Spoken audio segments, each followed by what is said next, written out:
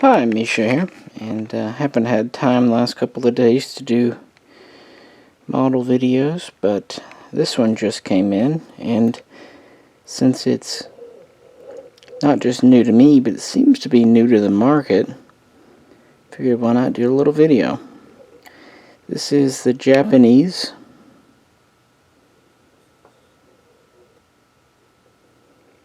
D3A. This is a D3A1 variant for what it's worth. Allied codename Val. Now in the past I did a video on the Japanese carrier-based torpedo bomber, the B5N Kate, manufactured by Nakajima, used in Pearl Harbor. This model is my first from Agostini,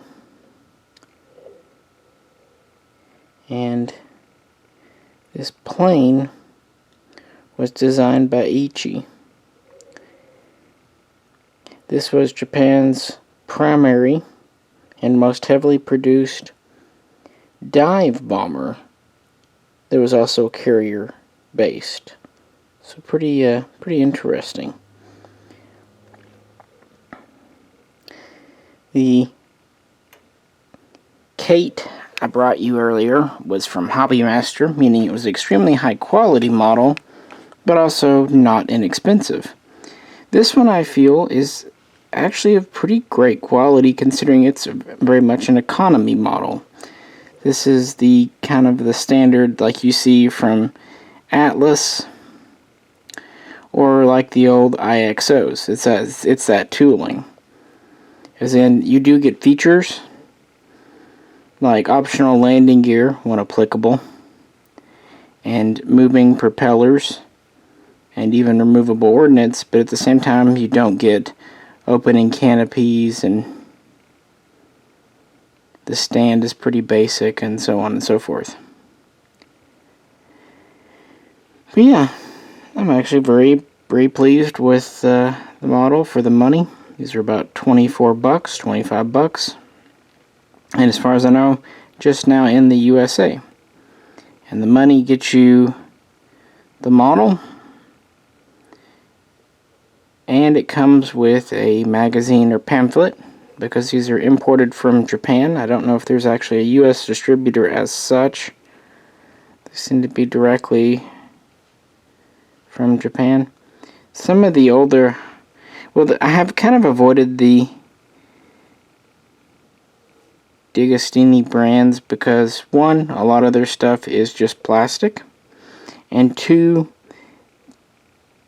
they don't really do scale. This is 172 diecast, but in the past they've kind of just scaled things to their box, so you'll see some of their stuff in anywhere from like 180 to 187 to 1/100. They like 1/100 a lot, but it's just kind of odd scales that make it hard to collect.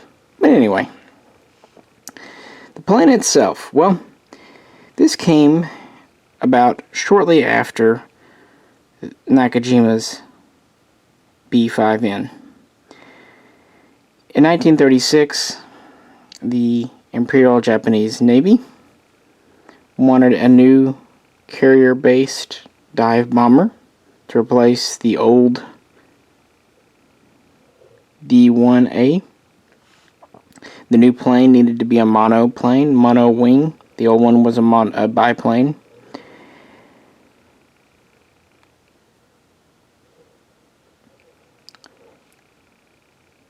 And so, initially, Mitsubishi, Nakajima, and Aichi all submitted design proposals, and of those, Nakajima and Aichi were asked to build 2 prototypes each, which they did throughout 1937, and at the end of that year, the first Aichi prototype was ready, and it started flight testing in January of 1938, and did not do particularly well.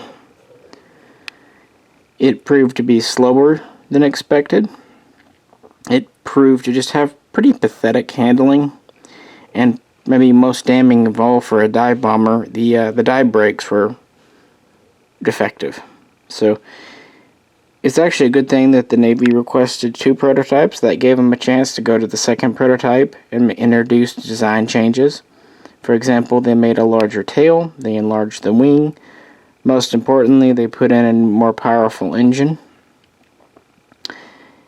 And really, these updates really fixed things.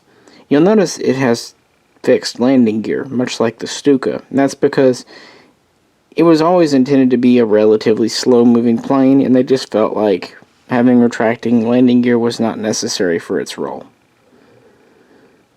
Which means on this model, of course, the landing gear are fixed as well. Anywho, by December of 1939, the Imperial Japanese Navy ordered the D3A into production. The first version, D3A1 production model, had a further improved engine, and they actually lessened the wings a wee bit. By 1940, these were in production. They were commencing carrier trials and certifications on 2 different Japanese carriers. Then they also tried using them in China, flying off air bases and stuff. You know, even though this was meant to be a naval plane, they first, saw combat on the ground. But then by the end of the year, it was ready to go. So what do we have here? Well, honestly, size-wise, this is about the same as the Kate. It's about 33.5 feet long. It has a wingspan of a bit over 47 feet. The initial version had a max speed of about 240 miles per hour. It carried as its primary bomb a 550-pounder on the center line. It could carry 2 additional bombs, 1 on each wing, which were about 130 pounds. So a total of 3 bombs. Unlike the B5N, it at least had some armament. The front has 2 7.7 millimeter machine guns, and the rear has 1 flexible 7.7 millimeter submachine gun. Of course, the front is the pilot. The rear is our radio operator and tail gunner, as it were. So it has a crew of 2.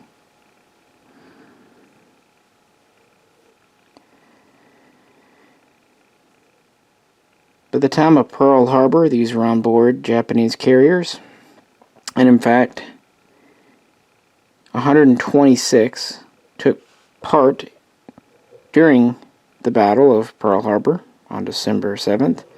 So nearly as many as the B5N, which were 144. And they proved quite useful. One other change they made early in production, they added this kind of ridge on the back here, this fin, that gave better flight performance and really corrected a few lingering issues, to the point that really this was a quite maneuverable and effective little dive bomber.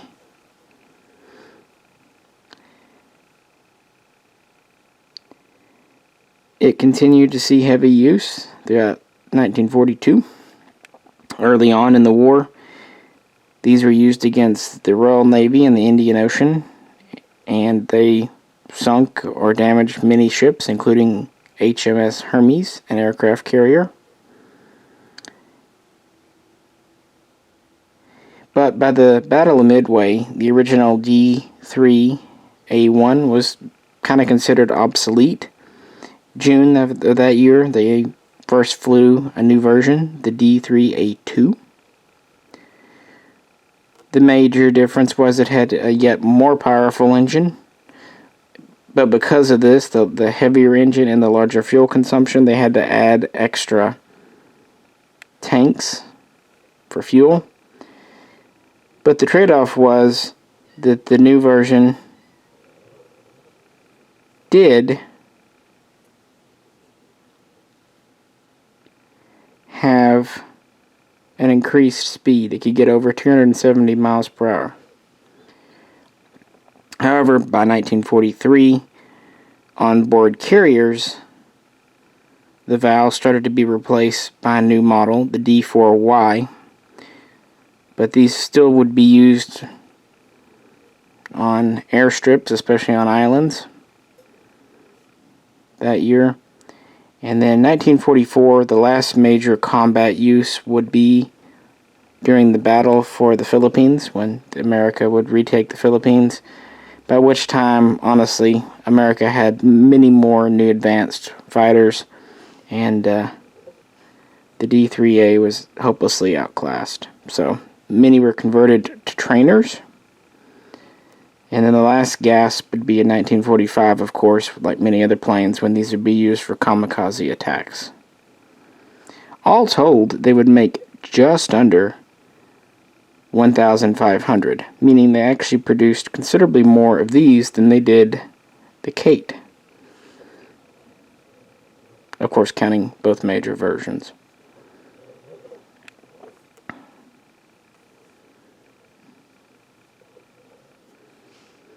And like most Japanese planes, its use was pretty much limited to World War II. In a way, it's a lot like Japan's Stuka. It has a lot of the same features and characteristics, pros, cons. But a neat model, and I don't know, just thought I would share it with you. If you have any questions or comments, please do feel free to post them below. And if you could, like, share, and subscribe. This is Misha, and I'll catch you very soon next time.